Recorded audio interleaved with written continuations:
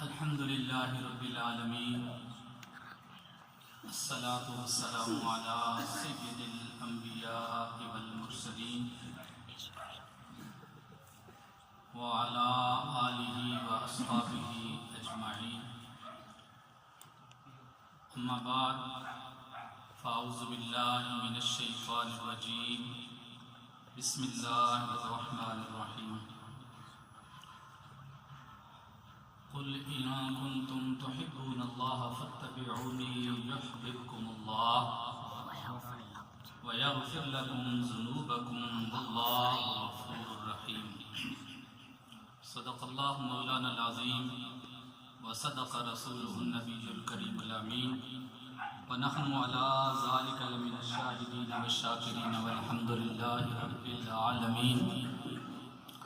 قد كان الله تبارك وتعالى في القرآن المجيد في شان حبيبه مخبرا وآمرا إن الله وملائكته يصلون على النبي يا أيها الذين آمنوا صلوا عليه وسلموا تسليما، وصلى الله على النبي الأمي وعلى آله وأصحابه وسلم صلاة وسلاما عليك يا رسول الله وعلى آلك وأصحابك یا حبیب اللہ۔ مولا علی کرم اللہ وجہ الکریم حرم کے صحن میں اللہ کی عبادت میں مصروف ہیں۔ ابو جہل اپنے دوستوں کے ساتھ وہاں پہ موجود ہے۔ اسی اثناء میں ایک سائل آتا ہے، ابو جہل اینڈ کمپنی سے وہ سوال کرتا ہے تو وہ اس سائل کو مولا علی کرم اللہ وجہ الکریم کی طرف بھیج دیتے ہیں، اس خیال کے ساتھ علی کے پاس دینے کے لیے کچھ بھی نہیں ہے۔ سائل خالی ہاتھ واپس آئے گا، علی کو اتنے سارے لوگوں کے سامنے شرمندگی اٹھانی پڑے گی۔ وہ سائل مولا کی علی کی بارگاہ میں پہنچا، سوال کیا تو یہ وہ بارگاہ ہے کہ جہاں پہ سوالی آئے تو وہ خالی ہاتھ نہیں جاتا۔ مولا علی جن کے پاس واقعی کچھ نہیں تھا دینے کے لیے بظاہر مال و دولت، تو آپ نے سائل کو کہا کہ اپنی مٹھی بند کر لو۔ اس نے مٹھی بند کر لی، مولا علی نے کچھ پڑھا، پڑھ کے پھونک ماری اور کہا کہ تیرا سوال پورا ہو گیا ہے، تیری مدد کر دی گئی ہے، لیکن اس مٹھی کو ابھی کھولنا نہیں ہے۔ یہاں سے تم جاؤ گے، جب ابو جہل اینڈ کمپنی تم سے سوال کرے گی تو تم نے زبان سے کچھ نہیں کہنا، اپنی بند مٹھی کو کھول کے ان کے سامنے رکھ دیا۔ جب وہ ان کے پاس سے گزرا تو وہ اسی انتظار میں تھے، بلا لیا، پوچھا علی نے تجھے کیا دیا ہے؟ سائل نے اپنی بند مٹھی کو کھول کے ان کے سامنے رکھ دیا تو وہ اس کی ہتھیلی پہ ہیرے جواہرات دیکھ کر حیران ہو گئے کہ علی کے پاس یہ کہاں سے آ گئے۔ وہ جنہوں نے سائل کو علی کی بارگاہ میں اس لیے بھیجا تھا کہ علی اس کو دے نہیں سکے گا، اب وہی علی کی بارگاہ میں خود چل کے جا رہے ہیں۔ سوال کرتے ہیں علی، کیا اس سائل کی مدد تو نے کی ہے؟ کیا وہ ہیرے جواہرات تم نے دیے ہیں؟ کہا تم نے میری بارگاہ میں بھیجا تو میری بارگاہ سے وہ خالی کیسے جا سکتا تھا؟ علی یہ تو نے کیسے دیے ہیں؟ کہا میں نے حضور کی بارگاہ پہ درود و سلام پڑھ کے پھونک ماری ہے، یہ میرے نبی کی ذاتی اقدس پہ درود و سلام پڑھنے کی وجہ سے اس سائل کی مدد بھی ہو گئی ہے اور تمہارے سامنے میرا نام بھی اونچا ہو گیا ہے۔ محبت سے پڑھیے الصلاۃ والسلام علیک یا سیدی یا رسول اللہ وعلی آلک واصحابک یا حبیب اللہ۔ یہ سنایا اس لیے تھا کہ آپ کے دلوں میں بھی یہ بات بیٹھ جائے گی۔ یقیناً ہر مسلمان، ہر عاشق رسول کا یہ عقیدہ ہے کہ حضور کی ذات پہ درود پڑھا جائے تو اس کا اجر ضرور ملتا ہے۔ تو محبت سے سارے پڑھ لیجئے الصلاۃ والسلام علیک یا سیدی یا رسول اللہ وعلی آلک واصحابک یا حبیب اللہ، الصلاۃ والسلام علیک یا رحمۃ للعالمین وعلی آلک واصحابک یا خاتم النبیین۔ ثنا گو پتا پتا ہے خدایا دم بدم تیرا، ثنا گو پتا پتا ہے خدایا دم بدم تیرا، زمین و آسمان تیرے ہے موجود و عدم تیرا، جو دنیا میں تیرا کھا کر تیرے شکوے کریں یا رب، تعجب ہے کہ ان پر بھی رہے لطف و کرم تیرا، تیری شان پہ قربان یا غفار یا اللہ،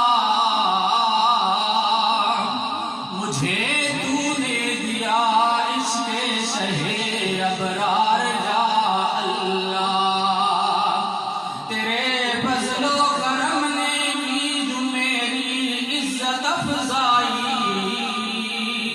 بنایا مجھ کو مداح شہ ابرار یا اللہ، محمد کی محبت دین حق کی شرط اول ہے، محمد کی محبت دین حق کی شرط اول ہے، ہو اگر اس میں کوئی خامی تو ایمان نامکمل ہے، اور محمد کی محبت ہے سند آزاد ہونے کی، خدا کے دامن توحید میں آباد ہونے کی، محمد ہے متاع عالم و ایجاد سے پیارا، پدر مادر برادر جان و مال اولاد سے پیارا،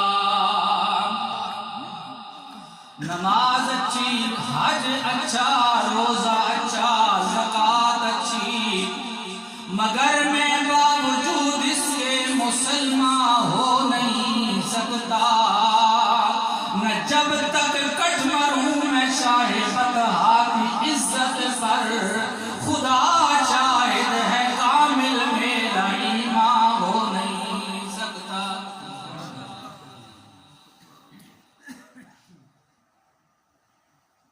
امام الانبیاء صلی اللہ علیہ وآلہ وسلم کی حدیث پاک، بندہ مومن دنیا سے چلا جاتا ہے، اس کے سارے اعمال اس سے منقطع ہو جاتے ہیں، 3 عمل ایسے ہیں کہ مرنے کے بعد بھی اس کو فائدہ پہنچتا رہتا ہے،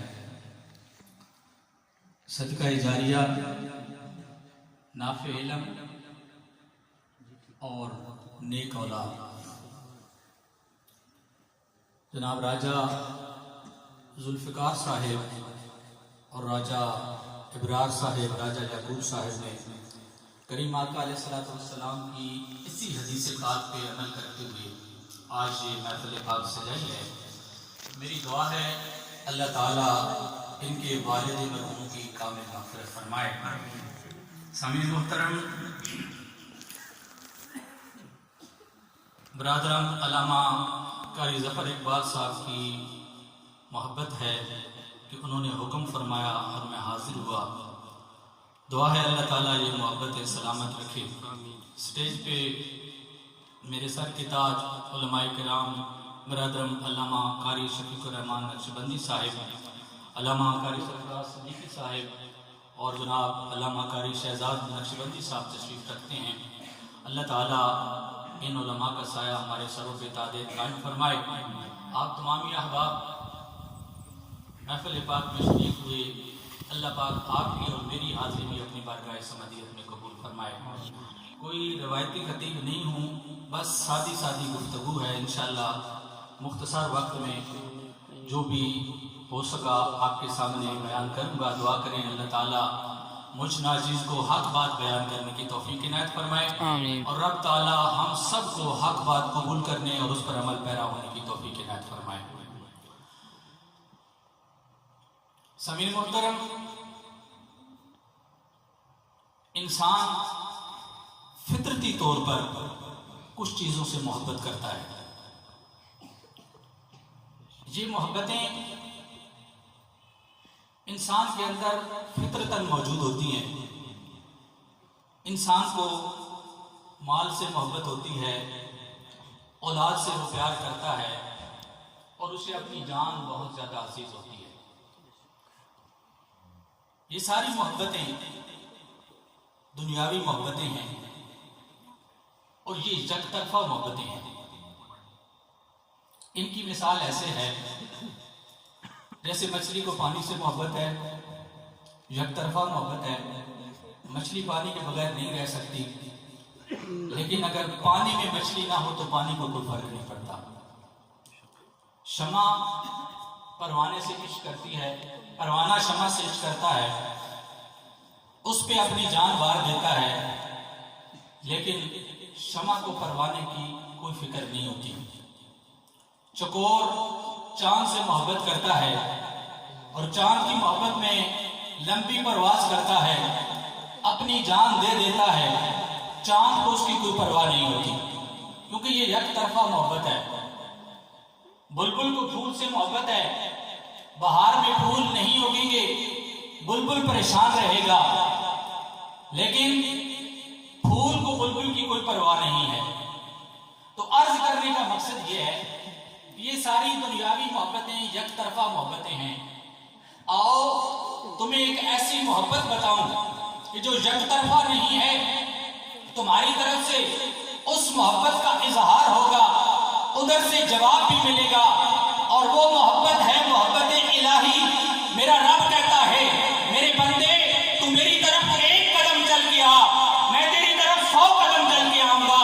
فَاذْكُرُونِی أَذْكُرْکُم، تو مجھے اکیلے میں یاد کرے گا، میں تجھے اکیلے میں یاد کروں گا، اور تو مجھے دنیا کی مجلس میں یاد کرے گا، میں دنیا کی مجلس سے بہتر فرشتوں کی محفل میں تمہیں یاد کروں گا۔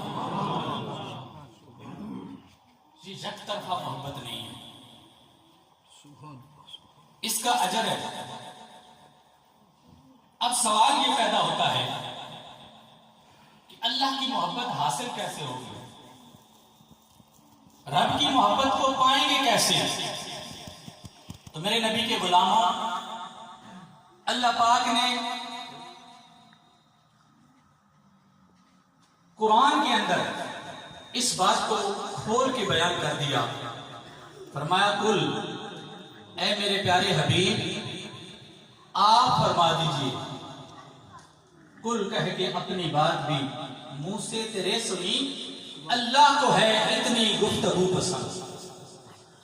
بات خدا کی ہے لیکن رب اپنے حبیب کی زبان سے کہلواتا ہے۔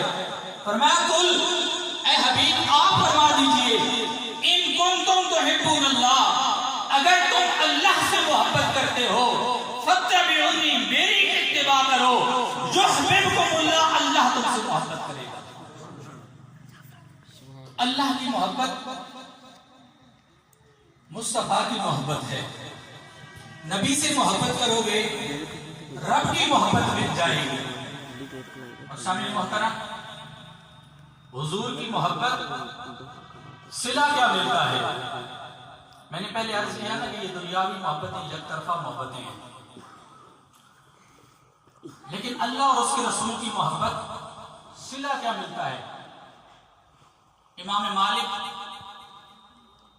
60 سال مدینہ کے اندر حدیث پڑھاتے ہوئے گزر گئے۔ اس سارے پیریڈ کے دوران صرف ایک مرتبہ حج کیا اور مدینہ سے باہر نکلے، اس کے بعد مدینہ سے باہر نہ نکلے، اور محبت کا عالم یہ ہے، مدینہ کی گلیوں میں نکلتے ہیں، دیواروں پہ نظر پڑتی ہے، دیوانہ وار ان دیواروں کو چومتے ہیں کہ ہو سکتا ہے یہ پرانی دیواریں ہیں، ان پہ میرے آقا کی نگاہ پڑی ہوگی۔ راستے میں چلتے ہیں، راستے کے درمیان نہیں چلتے، راستے کے کنارے پہ ہو کے چلتے ہیں کہ میرے نبی کا گزر ہوا ہوگا، حضور کے پاؤں مبارک پڑے ہوں گے، کہیں ایسا نہ ہو کہ مالک کے قدم حضور کے قدموں پہ پڑ جائیں، بے ادبی ہو جائے۔ حضور کے ساتھ اتنی محبت ہے، مدینہ کو چھوڑا نہیں کہ کہیں ایسا نہ ہو مدینہ کو چھوڑ دوں اور موت کا وقت آ جائے، اپنے نبی کے شہر سے باہر میری موت واقع ہو جائے۔ ساری زندگی حضور کی محبت میں گزار دی۔ جب آخری وقت آیا، سوال کیا گیا، حضرت آپ نے ساری زندگی نبی کی محبت میں گزار دی، نبی کی محبت پہ کعبہ کے طواف قربان کر دیے، نبی کی محبت پہ حجر اسود کے بوسے قربان کر دیے، نبی کی محبت کی خاطر آپ مدینہ سے باہر نہیں نکلے، حضرت یہ تو بتائیے کہ اتنی محبت کے بعد آپ کو صلہ کیا ملا ہے؟ تو میرے نبی کے غلاموں، آؤ اللہ اس کے رسول کی محبت کا صلہ کیا ملتا ہے۔ امام مالک کی زبانی سنتے ہیں، امام مالک نے کہا اس سوال کرنے والوں، مجھ سے یہ پوچھتے ہو مجھے نبی سے محبت کا صلہ کیا ملا ہے؟ تو آؤ سنو، کوئی رات ایسی نہیں جب مالک کی آنکھ بند ہوئی ہو اور حضور دیدار کے لیے نہ آئے ہوں۔ مالک کی کوئی نیند ہی ایسی نہیں ہے کہ میری آنکھ بند ہوئی ہو اور مجھے حضور کا دیدار نہ ہوا۔ سامنے محترم، یہ حضور سے محبت کا صلہ ہے، اللہ سے محبت کا صلہ ہے، کیونکہ یہ یک طرفہ محبت نہیں ہے۔ جناب ابو ہریرہ رضی اللہ تعالیٰ حضور صلی اللہ علیہ وآلہ وسلم سے دیوانہ وار پیار کرتے ہیں، اور آپ کے درویش سے صحابی ہر روز حضور کی بارگاہ میں آتے ہیں۔ ایک مرتبہ حضور صلی اللہ علیہ وآلہ وسلم نے فرمایا، ابو ہریرہ ہر روز نہ آیا کرو۔ توجہ ہے، کہہ دیجئے سبحان اللہ۔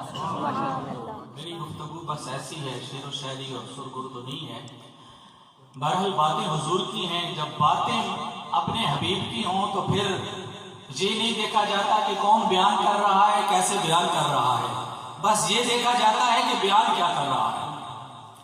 تو ہریرہ ہر روز نہ آیا کرو، ایک دن چھوڑ کے آیا کرو۔ تو جناب ابو ہریرہ خاموش ہو گئے، اور تھوڑی دیر بعد پھر عرض کی، یا رسول اللہ صلی اللہ علیہ وسلم، آقا بہت سارے مصائب و آلام میں جکڑا ہوا ہوں، پریشانیاں ہیں، غم ہیں، تو جب گھر میں جاتا ہوں دل پریشان ہو جاتا ہے، آپ کی بارگاہ میں آ جاتا ہوں سارے مصائب و آلام بھول جاتا ہوں، آپ کے چہرے انور کا دیدار کرتا ہوں۔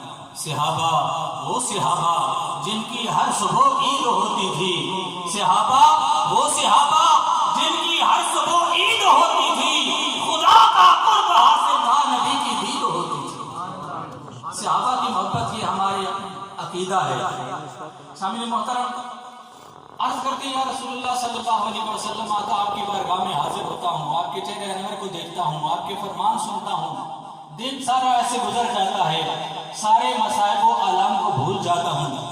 یا رسول اللہ صلی اللہ علیہ وسلم، آقا آپ کا حکم سر آنکھوں پر، لیکن یہ خیال پریشان کرتا ہے کہ پورا دن آپ کو دیکھے بغیر میں گزاروں گا کیسے، اور یہ محبوب کی ادا ہوتی ہے۔ کہا کیا تھا ہریرہ، ایک دن چھوڑ کے آیا کرو کہ ایسے محبت بڑھتی ہے، ایسے محبت بڑھتی ہے۔ ویسے دنیاوی حوالے سے ہم اپنے معاشرے کی بات کریں تو یہ بات درست بھی ہے، روز روز کے آنے سے محبت میں کمی واقع ہو جاتی ہے، کبھی کبھار جاتے ہیں تو بڑی دید اور کی جاتی ہے، لیکن حضور نے کہا کہ محبت بڑھتی ہے تو ایک دن چھوڑ کے آؤ۔ لیکن ابو ہریرہ کی پریشانی کو دیکھا تو کہا، اچھا ہریرہ، اگر تمہاری یہ خواہش اور یہ تمنا ہے تو ہر روز آ جایا کرو۔ تو میں بات یہ کر رہا تھا کہ صلہ کیا ملتا ہے، اسی طرف آ رہا ہوں. یہی جناب ابو ہریرہ بارگاہ رسالت مآب میں حاضر ہیں اور بڑے پریشان ہیں. حضور صلی اللہ علیہ وآلہ وسلم نے پوچھا کہ اے ہریرہ کیا وجہ ہے، پریشان کیوں ہو؟ تو عرض کیا رسول اللہ صلی اللہ علیہ وسلم آقا میرا حافظہ بہت زیادہ کمزور ہے، دن کے وقت آپ سے کوئی بات سن کے جاتا ہوں، شام کو بھول جاتا ہوں، مجھے آپ کی کوئی حدیث آپ کا فرمان یاد نہیں رہتا. امام الانبیاء صلی اللہ علیہ وآلہ وسلم نے فرمایا میرے نبی کے غلاموں، حضور کی محبت کا بھی درس سنو اور حضور کا مقام اور حضور کا اختیار کیا ہے یہ بھی سنو. کہا ہریرہ یہ جو چادر سر پہ اڑی ہوئی ہے اسے نیچے بچھا دو. جناب ابو ہریرہ نے وہ چادر نیچے بچھا دی. حضور نے اپنی مٹھی مبارک کو ایسے ہی ہوا میں بند کیا اور بند کرنے کے بعد ابو ہریرہ کی چادر پہ ایسے ڈال دیا. صحابہ کہتے ہیں حضور نے یہ عمل ایک مرتبہ نہیں، دو مرتبہ نہیں، 3 مرتبہ دہرایا. 3 مرتبہ دہرانے کے بعد کہا ہریرہ اب اس چادر کو لپیٹ لو اور اپنے سینے سے لگا لو. جناب ابو ہریرہ فرماتے ہیں میں نے اس چادر کو اپنے سینے سے لگایا. محبت کا صلہ کیا ملتا ہے، میں نے اسے اپنے سینے سے لگایا اور اس کے بعد میرے حافظے کا عالم یہ تھا کہ اس سے پہلے جو کچھ بھی میں نے حضور سے سنا تھا وہ سب بھی مجھے یاد ہو گیا اور اس کے بعد جو بھی میں حضور سے سنتا رہا وہ سارا کبھی مجھے نہیں بھولا. یہی جناب ابو ہریرہ ہے کہ 5000 سے زیادہ احادیث ان سے مروی ہے. محبت کا صلہ، اور یہ تو صحابہ کی بات ہے. اگر آج کے زمانے کی بات کروں محبت کا صلہ کیا ملتا ہے. غازی علمدین شہید نہ کسی بڑے پیر کا بیٹا، نہ کسی بڑے مولوی کا بیٹا، نہ کسی بڑے خاندان کا، نہ کسی دولت مند گھرانے کا، ایک عام مزدور، لیکن جب نبی سے محبت کی، نبی سے وفا کی. آج کتنے سال ہو رہے ہیں اس دنیا سے چلا گیا ہے لیکن مزار اقدس میں آج بھی اشاق جاتے ہیں. محافل کے اندر آج بھی غازی علمدین کا چرچا ہوتا ہے. یہ کیا ہے؟ یہ نبی سے وفا کا صلہ ہے، یہ نبی سے محبت کا صلہ ہے. پھر ذرا آگے چلیں. غازی ممتاز قادری کون جانتا تھا؟ کتنے ہمارے بھائی پولیس میں ہوتے ہیں لیکن کوئی نہیں جانتا.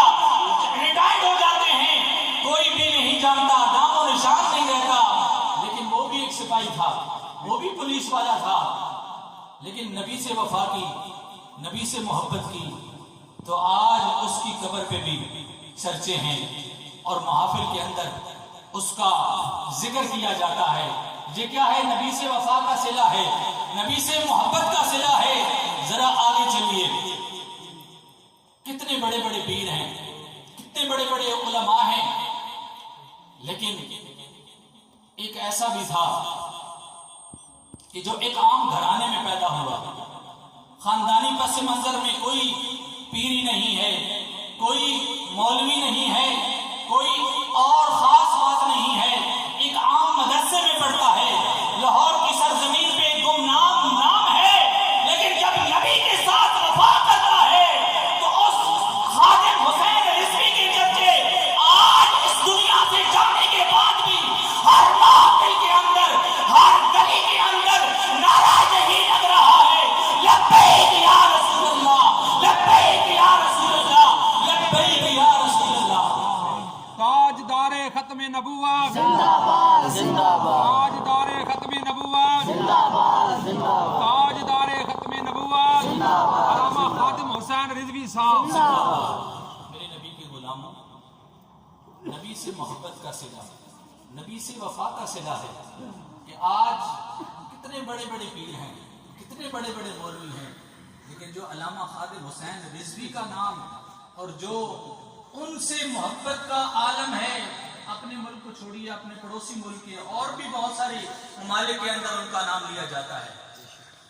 تو فرمایا کہ یہ ساری یک طرفہ محبتیں ہیں اور ان محبتوں کا جناب عمر رضی اللہ تعالیٰ عنہ حضور کی بارگاہ میں حاضر ہیں.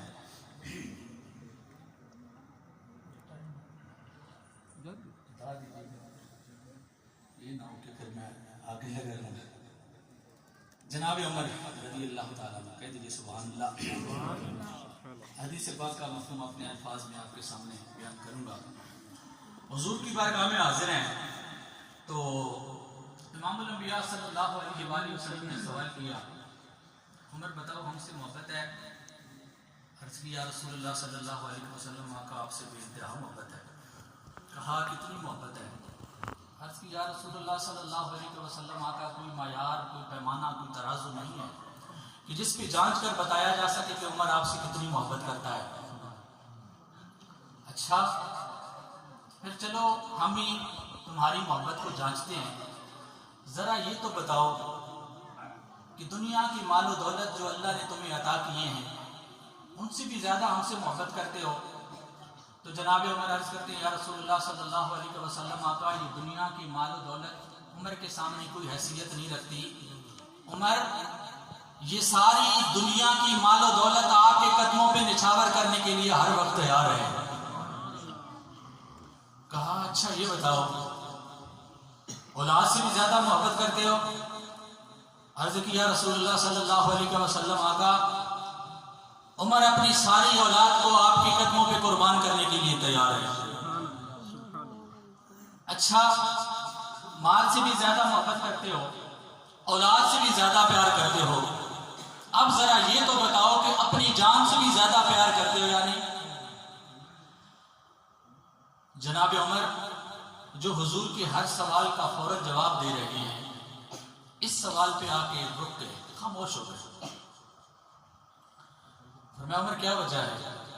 پہلا سوال کیا تم نے فوراً جواب دے دیا، دوسرا سوال کیا تم نے فوراً جواب دے دیا، اب تیسرا سوال کیا ہے تم خاموش ہو گئے ہو، کوئی جواب نہیں دے رہے۔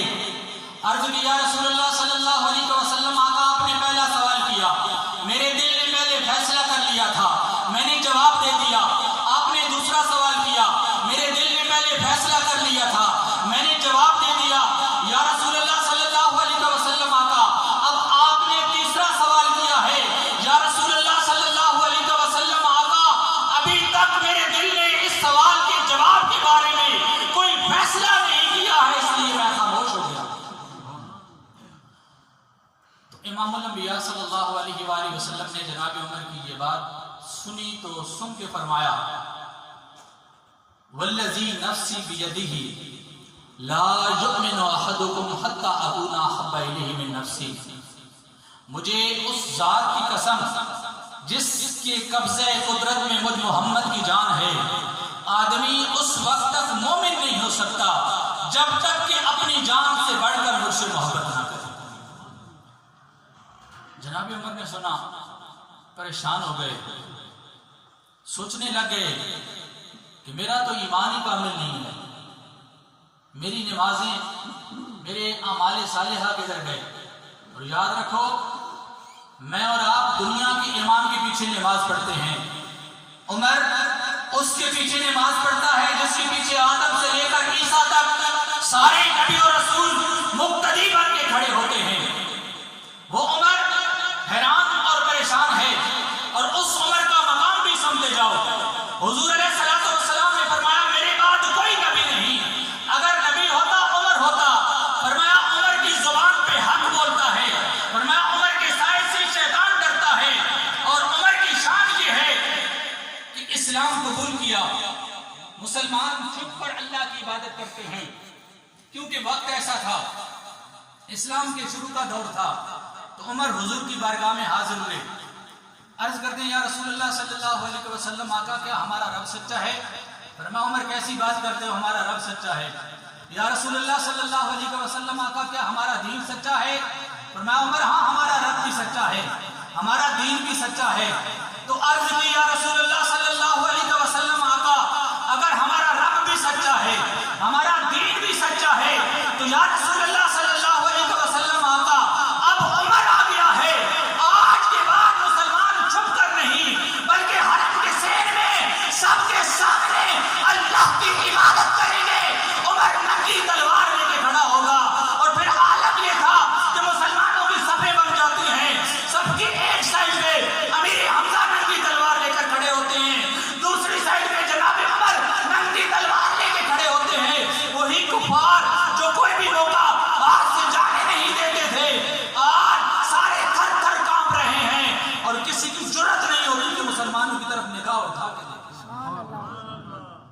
فرمایا کہ عمر سے اسلام کو شان و شوکت ملی، عمر سے اسلام کو عزت ملی. وہ عمر پریشان ہے، میرا تو ایمان ہی کامل نہیں، میرے سارے اعمال ضائع ہو گئے، لیکن رحمت للعالمین نبی کے سامنے غلام پریشان ہو، یہ کیسے ہو سکتا ہے؟ امام الانبیاء صلی اللہ علیہ وآلہ وسلم نے جب جناب عمر کو پریشان دیکھا تو فرمایا عمر پریشان کیوں ہو، میرے قریب آ جاؤ. جناب عمر قریب آئے، فرمایا اور قریب آ جاؤ، اور قریب آئے، فرمایا عمر اور قریب آ جاؤ. جب عمر اور قریب آئے تو امام الانبیاء نے عمر کو اپنے سینے سے لگا لیا. صحابہ تمہارے مقدر پہ قربان جاؤں، تمہاری قسمت پہ قربان جاؤں. ارے صحابہ تمہارے قدموں کی خاک اگر ہمیں سرنے کے لیے مل جائے تو اس سے بڑھ کر ہماری کیا بات ہو سکتی ہے؟ تمہارا تو یہ مقدر ہے کہ حضور تمہیں کبھی اپنے سینے سے لگا رہے ہیں، کبھی تم حضور کے وضو کے بچے ہوئے پانی کو اپنے چہروں پہ مل رہے ہو، اور حضور کے جسم سے لگا ہوا وہ پانی تمہارے چہروں کو روشن کر رہا ہے. تمہارا تو مقدر ہی نرالا ہے.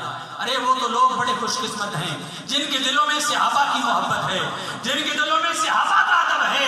اور وہ بدبخت کتنے بدبخت ہیں جو صحابہ کو گالی دیتے ہیں.